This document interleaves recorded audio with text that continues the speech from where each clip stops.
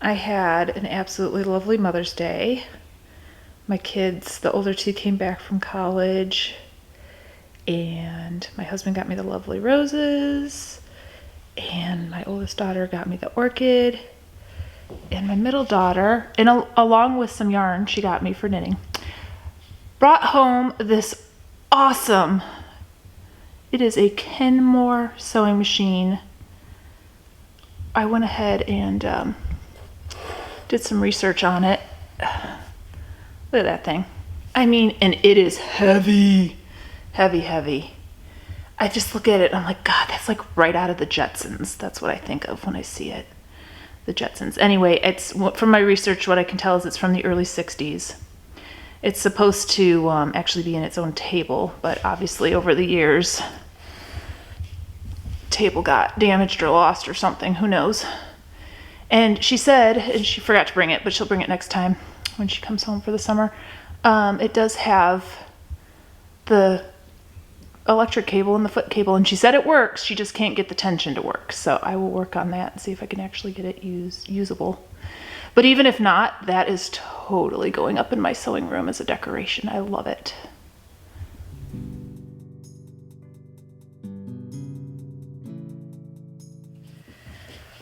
Hi guys, Monica from the Auburn Hill Homestead. I told you last week I was going to do an einkorn recipe, and today it's a sweets recipe. Einkorn almond cookies. And growing up in Illinois, suburbs of Chicago, we had the Salerno Cookie Company when I was a kid. And not knowing any different, I just thought it was a cookie company everywhere. And then we moved to Kansas when I was in my early mid-20s, and they didn't have them. And even now, since then, the Salerno Cookie Company's gone out of business. But when I was a kid, around Christmas time, the Salerno Cookie Company, like this, that's what it looked like, they had almond crescent cookies that were, I just absolutely loved them. As a teenager, yeah, I could be known to go through a box pretty quickly. I've since grown up a little and realized that's not the good thing to do, a wise thing to do. So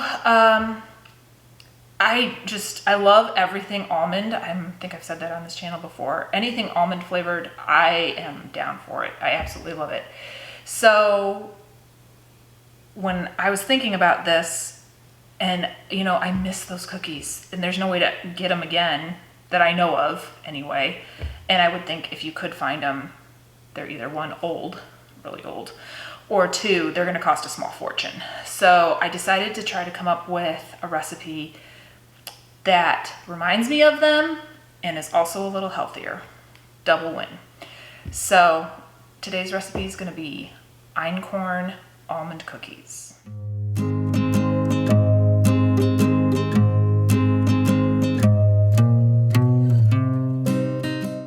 Okay, step number one, half a cup of butter. You can go ahead and use salted, unsalted. It's just gonna change the salt at the end of the recipe. I am opting for salted because that's what I had. Salted grass-fed butter. But again, whatever you got will work as long as it's half a cup.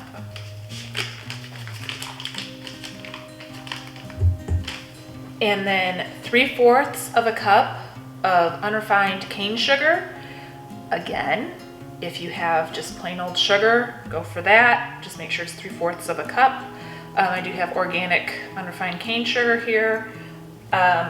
However, if you're gonna use like coconut sugar or any of the other substitutes, it's probably gonna change the taste significantly of the cookies. So if you want true to form, knock off Salerno cookies, stick with the either regular white sugar or unrefined cane sugar. Go ahead and cream it.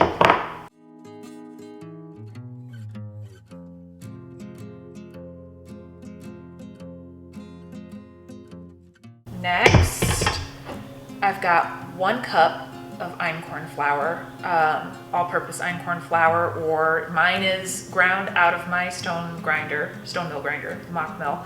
So it's not all-purpose, but it works fine. But if you're going to the store and buying einkorn flour, just get the all-purpose version. So 1 cup of that. And let's start this off nice and slow and see if I can avoid the, let's hopefully. Oh, yay. All right.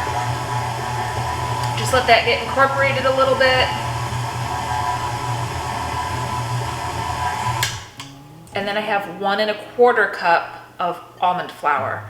I go ahead and get mine from Costco, but any fine ground, as you can see, it's very finely ground, almond flour will do. 1 1/4 cup. Turn it on slow again.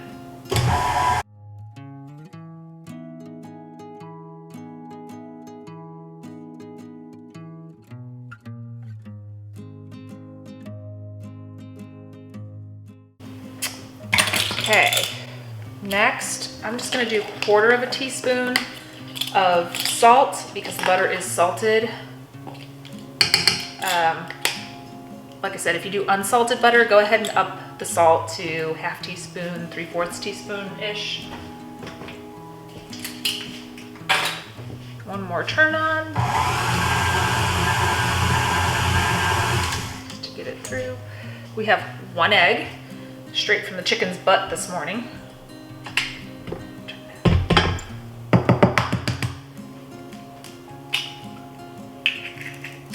We're gonna let that incorporate really well.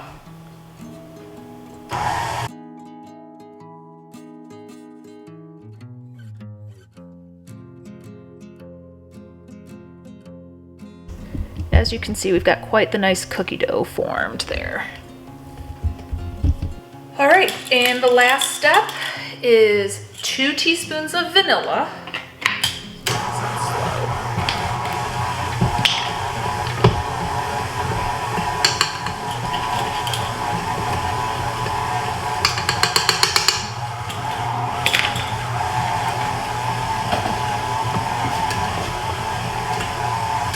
And like I said, I am all about the almond flavor. And I really want these to come across kind of strong on that. So I'm gonna use 3 teaspoons of almond extract. But if you want a little milder flavor, go ahead and just do 2. Get this open. There we go. So, 1, 2, 3. And 1 more really good mix.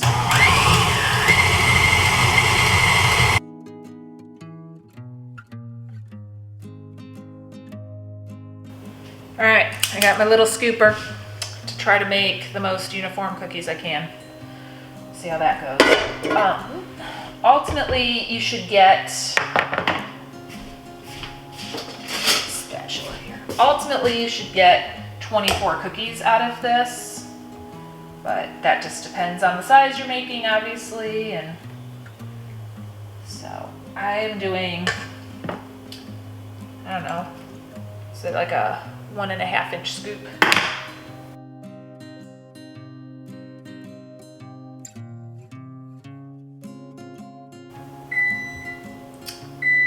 Oven's ready at 350 degrees. Go ahead and scrape the sides down really well. So now I'm just gonna go ahead and get them on the sheets and get them in the oven.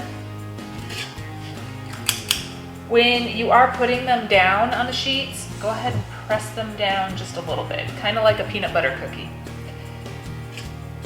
And if I really wanted to be extra, I could shape them into the actual crescents that the Salerno Cookies company had them in.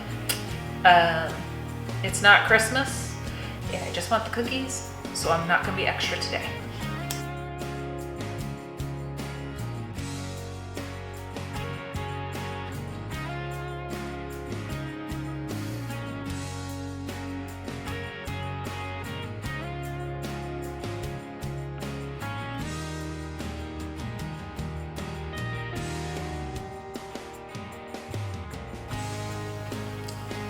the egg straight from my chicken, so I feel like I could do that. Don't necessarily recommend doing that with store-bought eggs. It is delicious. So I got 17 cookies doing it the way I did it. It's all good. Make them a little smaller if you want to stretch it a little further, but I like this size here.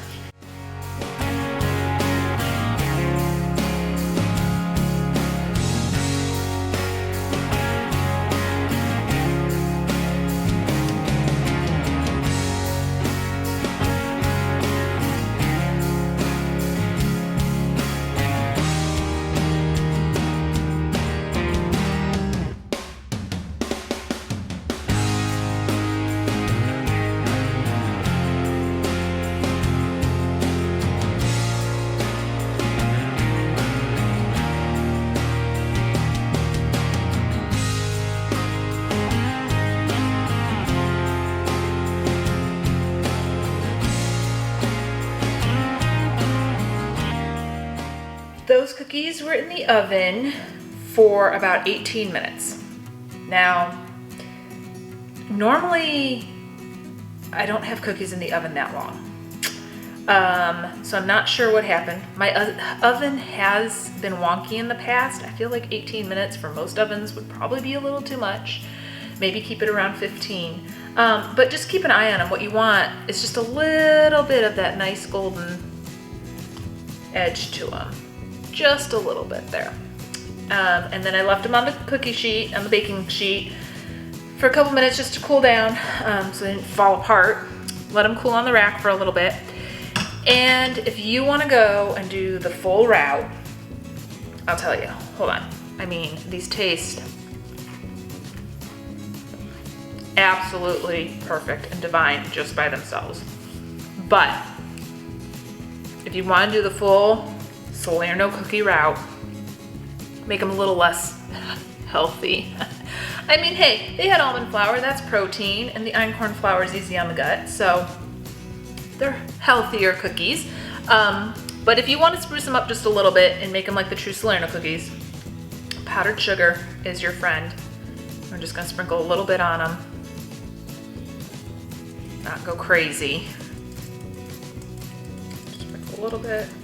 And yes, I'm making a mess because what's baking without making a mess? It's not like I won't clean it up.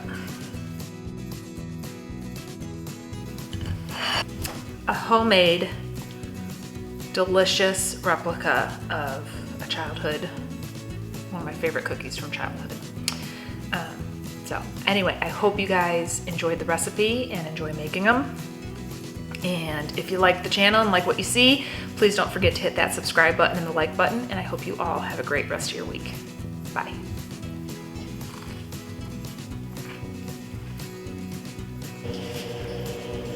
Okay, time for the cleanup. So pretty though.